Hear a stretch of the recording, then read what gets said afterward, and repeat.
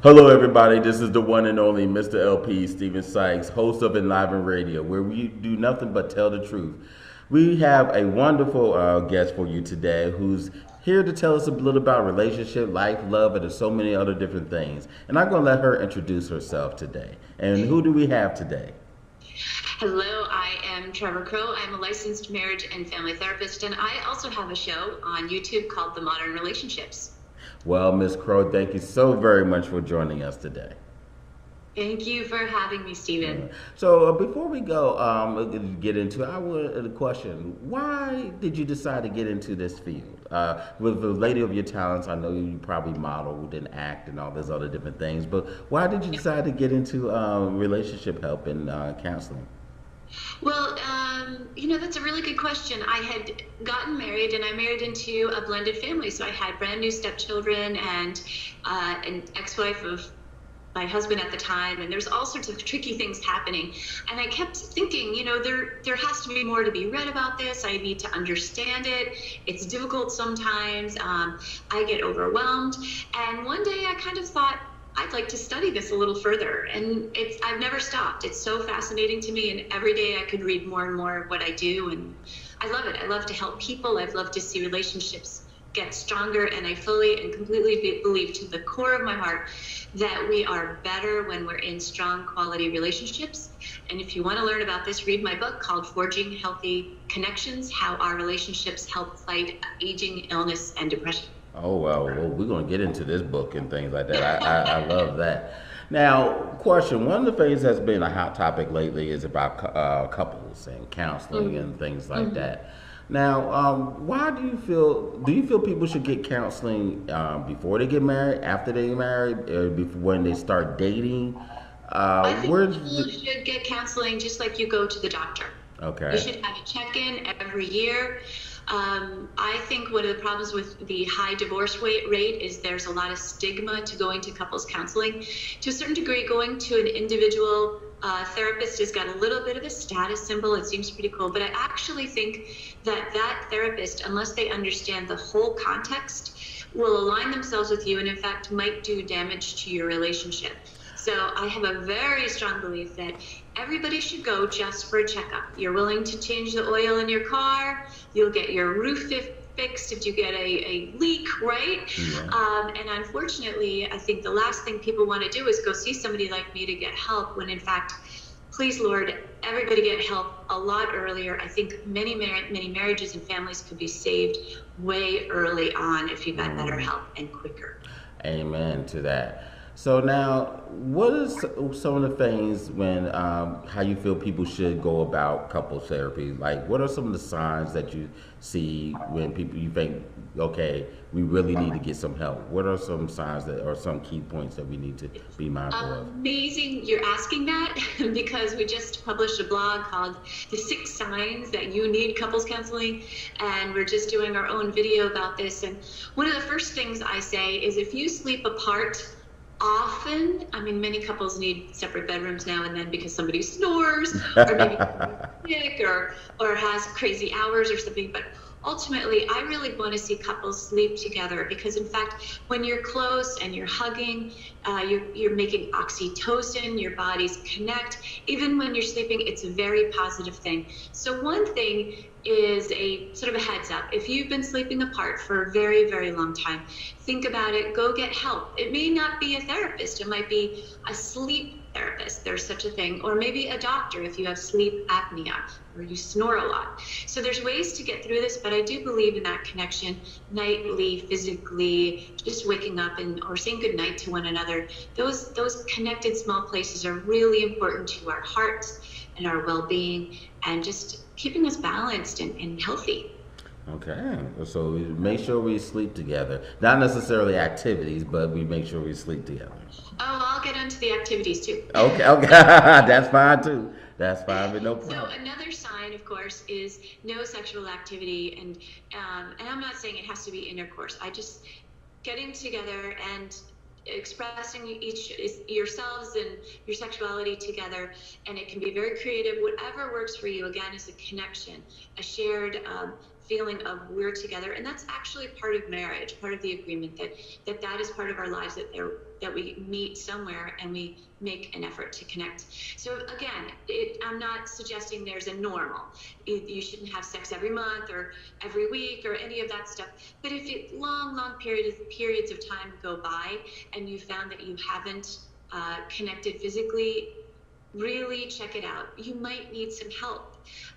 Sex is a tricky thing. We all carry stuff from our past, wounds, resentments, all sorts of psychological stuff that can get in the way of really connecting physically. So I absolutely suggest finding a good sex therapist or couples therapist to make it safe for you both to talk about it. It's tricky. It really is. Okay. So, and what are some of the reasons why you think that people have trouble willing to come forward? I know, like you said, it's tricky. Some people feel it's private. Just be my pastor, my Bible, and just keep it going. But you see a lot of problems. Why do you think people are so against just going out and getting the help that they need? Well, again, I think there is a stigma, and a lot of people think, oh, I can help myself, or I'm supposed to be able to connect with my partner. It's a little scary. I think a lot of individuals feel, oh, the therapist might blame me, and I'll feel really bad about it. Or, your family, the family you grew up in, sort of felt like going to a therapist meant that you were really crazy. And well, it really doesn't need to be that. It can be just someone who can help talk through and unpack some of the difficult places. And again, this is another sign that you guys are having difficulty. Is this happens a lot. If you find yourself talking to somebody else, sharing your deep inner feelings, maybe even problems in your intense relationship in your marriage or your close, your partner, and that's becoming a secret, that is another big warning sign. I see couples come in, well into the infidelity dance, which is really sad. And this is when the train is starting to, fall off the tracks. And so when you feel yourself starting to open up to somebody else who's not your partner, and in fact, somebody who you feel really attracted to, this is a problem. It should create this big red warning light in your head. And you really do need to go seek help, because something's happening in your relationship where you're not getting a place to talk to each other, to really connect, to share your inner lives. And that's really the point of our partners. And we need to feel safe. We need to feel heard. We need to feel like we're loved and we're acknowledged. And I think it's hard. Very much. I see a lot of times people struggle with trying to get their partner to show them respect or feel appreciated. Mm-hmm. And you get sometimes couples who are closed off, or if there was a mistake made, they still hold on to it for years. And Absolutely. You shared something personal with another friend and it got back to her. Okay, fine. Mm-hmm. But 3 years down the line, you're still not trusting the guy for it. There's a lot of problems that people need to work out. Well, again, you are hitting on another one of my signs, which is if there is what we call it an attachment wound or a real deep hurt. And oftentimes couples can hang on to these for years, like 20, 30 years. I've had couples come in and report something happened in their early marriage and they've been married 35 years. Wow. So it's important that, again, seeking help, having somebody make it safe for the person to say, you hurt me terribly.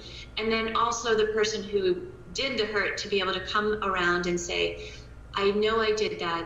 I understand and I feel the hurt that I caused you, and I'm terribly sorry about it. And that's part of this forgiveness.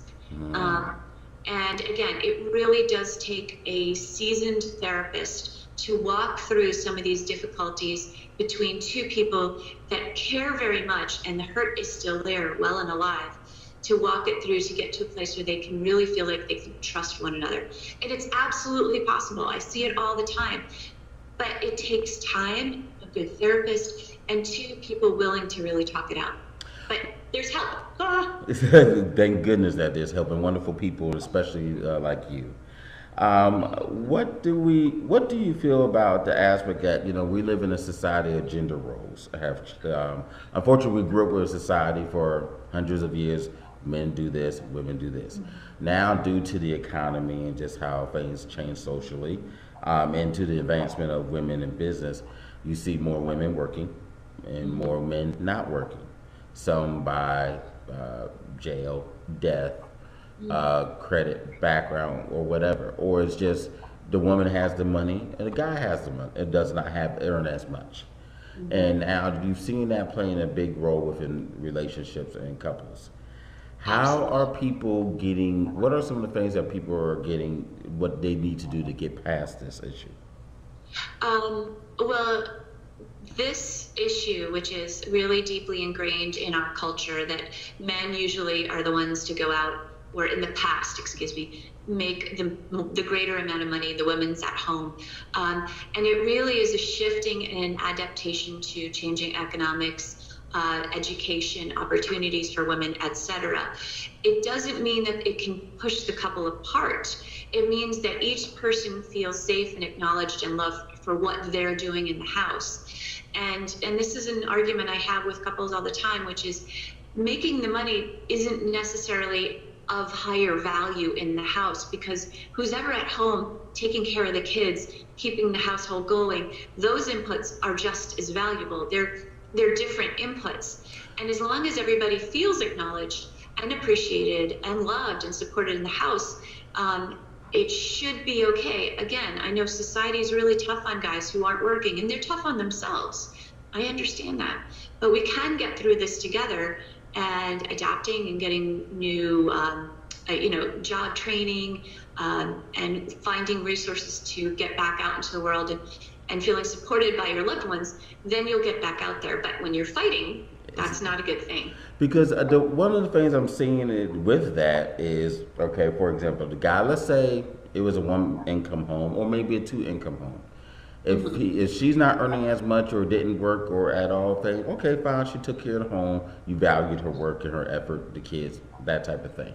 But now if the roles reverse, she's putting him down and emasculating him, saying, and not giving him the same respect as if she was doing the home. And if he's not working, when she's not working, the man's not beating her down. You need to get a job, you need to do this, that, and the other. But let it be more than a week or something like that, she can't do that. And she's doing that to him, and it's doing a lot of masculine. But then if it's a guy, if you say something to it, you're looked down upon her. You just got to tough it up. Why is that not, like you said, it needs to be an understanding. But how did we get to that? Well, we don't ever want to put one another down. Bottom line, in a loving, supportive household, when we feel loved, known, seen, and heard, your house really is your safe haven. It's where you should be able to go back and feel connected and feel, safe to be fully who you are and supported. So we don't want to emasculate or put anybody down. It should be an equal partnership. And there are times in many marriages where one is making more money and the other one is doing the at-home stuff. And they're both important parts of this, and neither should be made or should feel lesser than or put down. So that's step number one. And if one of the issues is, especially the woman, if she's feeling afraid, oh my gosh, or either of you is feeling afraid around the money, talk about your fear and the worries, and maybe it's shameful to have less money, rather than attacking one another. If you go to your core self, your inner feelings, and you talk about how hard it is for you, and that I'm actually really afraid, how can we do this together? That's a very different conversation than, why aren't you out there working? I'm going to make you feel less of a man, or you're less of a woman. Because in the end, we actually are much more powerful as a team than we are individually. And if you feel emotionally supported by the other, then you're much stronger. The truth. Do you feel that, well, let me ask you this. Why do people tend to be a little sarcastic, rude, attitude, and things like that when it comes to relationships, and then you're backbiting each other? Why are people, I understand there's a defense mechanism component to that, but... Well, I'm sorry. I really am against the sarcasm and the backbiting and that kind of stuff. But ultimately, the reason why that stuff is coming up is because you're hurt, right? Yes, that's true. Something happened where your partner didn't show up for you, or you didn't feel important to them. and that causes you to feel hurt. And your way of communicating how hurt you are is to say something that's biting or sarcastic or condescending. And I call them love killers. That is a incredibly quick way to make anybody feel dismissed or marginalized or lesser than. And it is just poison to your relationship. So whenever I hear this in session, I say, okay, everybody slow down and really get to the deep core part of what's hurting. Why is there a disconnect between the two of you? Let's not use words like, with a sarcastic tone, but rather words of, I miss you. I feel abandoned by you. I feel really hurt. You did something to me that I don't understand. Please tell me. I need to forgive you. I don't know how to get through this. This is why it helps to have a good couples counselor, because we'll get into these negative cycles of biting, sarcastic comments, and you get nowhere. You're really not connecting anymore. You're creating distance. And so that's literally chipping away at your relationship. Now, there's a big debate regarding the emotional or mental cheating some have out there. And the reason why it's come up is, for example, emotional cheating could be somewhat dangerous, not necessarily speaking to somebody else or another, let's say if I'm a guy and I'm speaking to another girl, but I'm in a relationship or married to somebody else. That does not mean I'm cheating, but some feel that's cheating. Or some women will get upset or a guy will get upset if a woman sees a guy, a handsome guy. Oh, he looks attractive. Oh, so you're emotionally cheating. Can you give a clear definition of what that is, and how can we get past that? Well, if from couple to couple, it can be different. Generally speaking, in monogamous relationships, any kind of cheating we have a boundary around our couple. That means an unseen but understood perimeter of what information is let out and what's let in. That we're monogamous, meaning that we just have sex with one another. And so emotional cheating would be giving parts of yourself or inner thoughts, or even saying bad things about your partner to somebody else. So those betrayals, emotional or physical, can be just as hurtful. And I've actually had couples in session that the emotional betrayal was far more hurtful than any physical. And I've got couples that are polyamorous. They've agreed that another one of the couple could go out and have a physical experience, but there was no emotional betrayals. So it means different things to different couples. And you just have to understand what each couple's, sort of idea of betrayal is. Yet if there is betrayal, the person who did the hurting really needs to slow down and say, I feel how hard and how bad it has been for you, and I get the pain that I've put you through. That's the beginning of forgiveness, and the felt sense that you hurt somebody. Do you agree with somewhat a trend has always been there, and maybe it's always been of a high usage, but now maybe more glamorized, of people who in multi relationships or willing to have involvement, sex outside the marriage, and say, it's just for that, but they, free pass, hall pass, all these different things. Do you agree with this, and do you something you recommend or disagree? I personally, I don't think I would feel safe knowing my husband, who I adore, was having physical relationships with somebody else outside of the marriage. It's just my makeup and the way we are together and how we agreed to marry one another and really be there for each other. Thank you. I don't judge other couples or other relationships. And again, I'm a therapist, so I see all sorts of ways people connect and stay together. And again, if that works for your couple, great. I personally think it would be very unsafe. I would feel like, I don't know, I would be worried that my husband would find somebody else more attractive. I mean, oh my gosh, it would send out all of the warning signs to me to go see a couples counselor. Understand.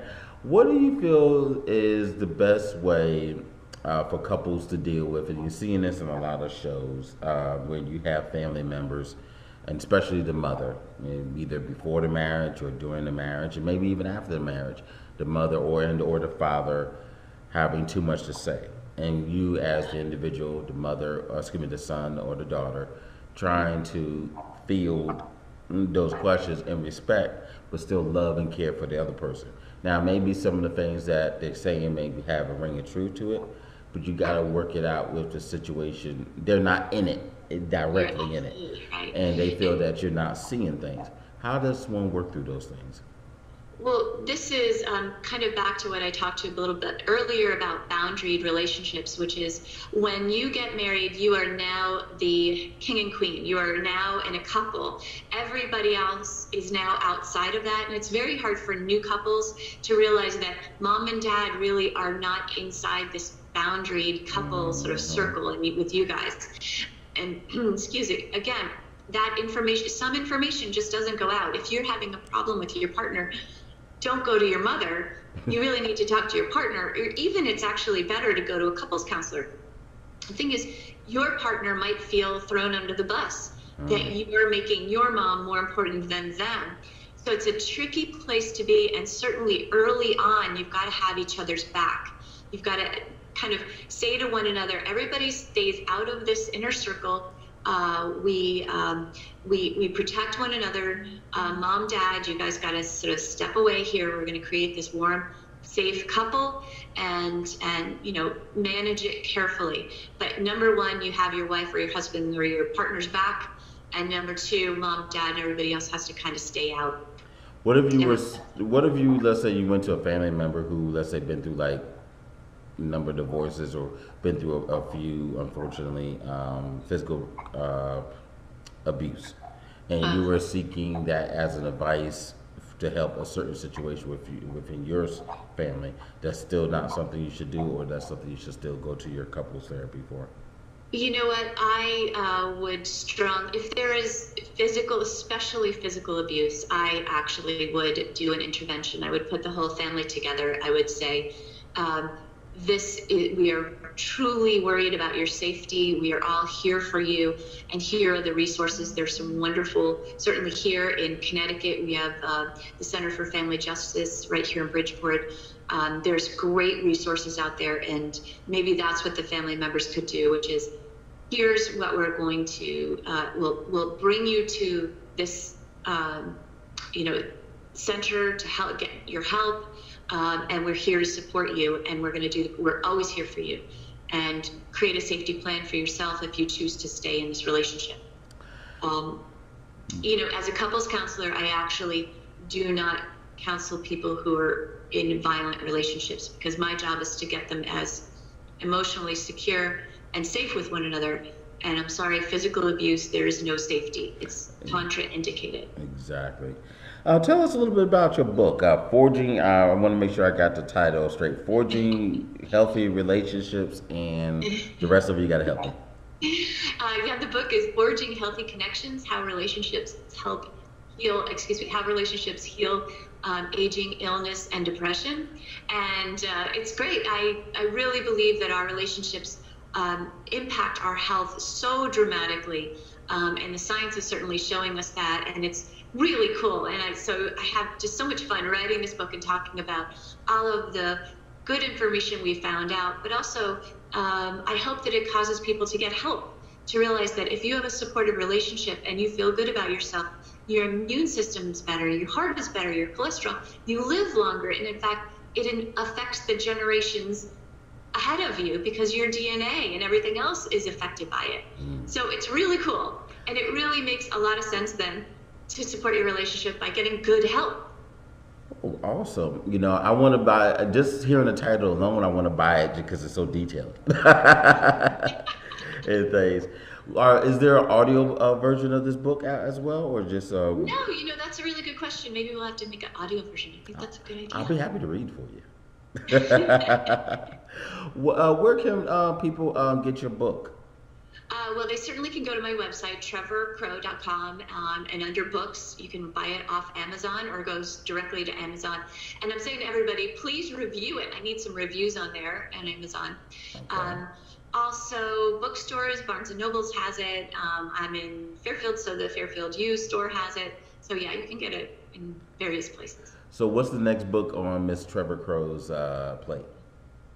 So I'm just getting started on that. It's called Blended, the how to handle your blended family, because I am in one, and there's a lot of, I think half of all American children live with an adult who is not a biological parent. And it's pretty tricky to blend families. So it's one of my specialties. I love doing it, and I know that it can be done, and everybody can feel loved and adored, and it can be very positive. How about just people just do as you tell them, and then it'd be all right. I wish it was that easy. Lives are pretty interesting and tricky. But that's what I love about my job, is that everybody comes to me with their stories and what's happening and what's hurt them. And I believe in the healing process, that most of us really do want to heal. And it makes so much sense to go find somebody who can help you get to that place with your partner. You really can't heal alone, believe it or not. You need somebody to help you regroove your neurological pathways in positive ways, so you have good experiences and you can expand on those. Who watches the watchers? Cascudios, Cascudios. What was that? It was a saying that said, watches the watchers or who guards the guardsmen. So who does Trevor get help? Oh, you know what? I go to my husband a lot when I'm feeling really sad or down or discouraged, or oh my gosh, he's the best. I can sit down and he'll give me a nice long hug and make me feel really good. And my kids too, big hugs, and oh my gosh, it's really good. But it's true. I mean, and I certainly have had therapy in the past, and I have a couple people that I've gone to. And right now I'm so happy, everything's great, I don't have any problems.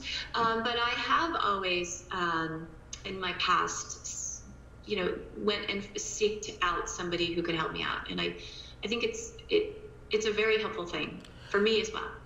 What's your next play on public speaking? Do you have any other public speaking events or things coming up? You know what? I have something coming up in Reading, Reading, Connecticut, and we have a epic prom show, which should be really exciting, on April 6th at the Scandinavian Club in Fairfield, about proms. Oh, wow. And it's a full prom expo. We're going to have a lot of young young men and women who will be doing a fashion show. We'll also be supporting the Center for Family Justice. A bunch of their kids will be sponsored to go to their proms. Wow. So we're really excited about doing this, yeah. Oh, my. Are you going down to New York City? I have one more thing, which is, this is cool. We are going to be doing a event for science, technology, engineering, and math for the Bridgeport school systems at the Sacred Heart University on May 8th.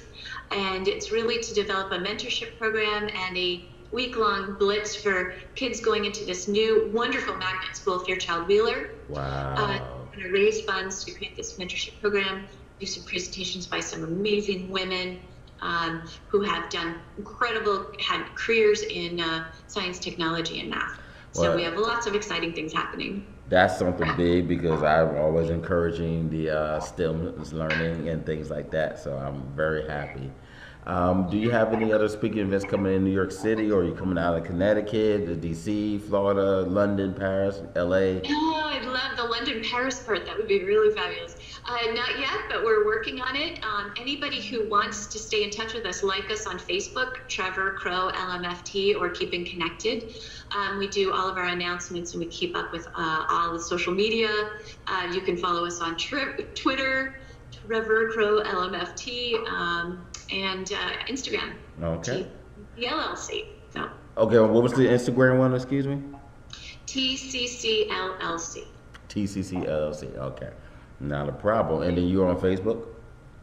Yep, Trevor Crow, LMFT, and of course our YouTube channel, because we do a lot of relationship tips, but even as your questions have been so excellent today, because there's a lot of the things that I think about and talk about, and we'll be doing more videos on all of these things, and these are tricky relationship questions, and I think all of us struggle at one point or another in our relationships.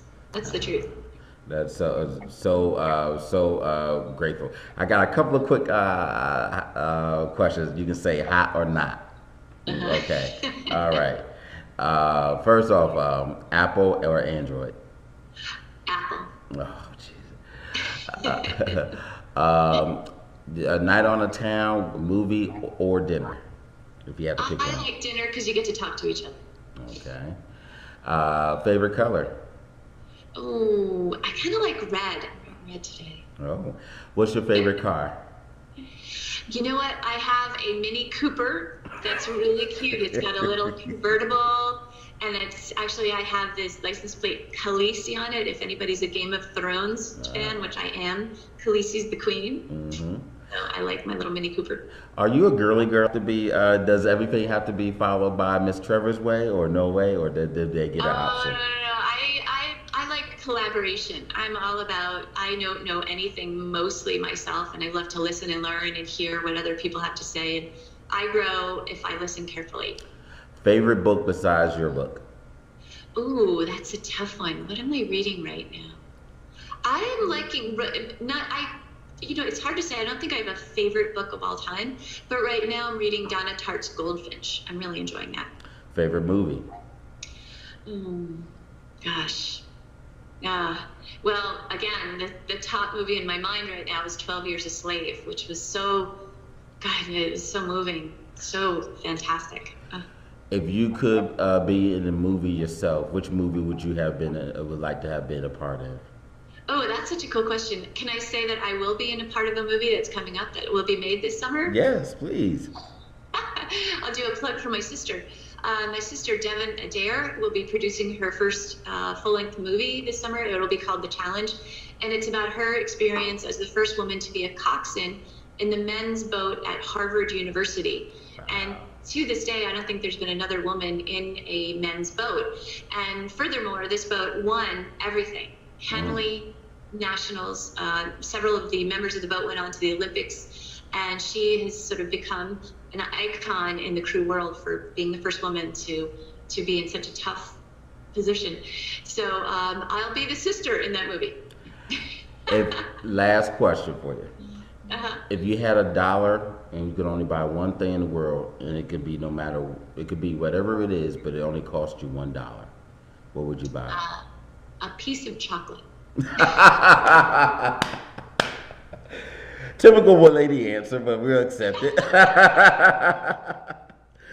Thank you so very much, Ms. Crow, for your time and effort and things. And we look forward to speaking to you again. We've been live in radio, part of LegacyInternetRadio.com, and we learned a lot. We gained a lot. I know we're going to get a ton of questions after this, so be prepared. We're going to come after you. So I appreciate it very much. Thank you, Stephen. No problem. And you have a blessed day. You too. Bye-bye.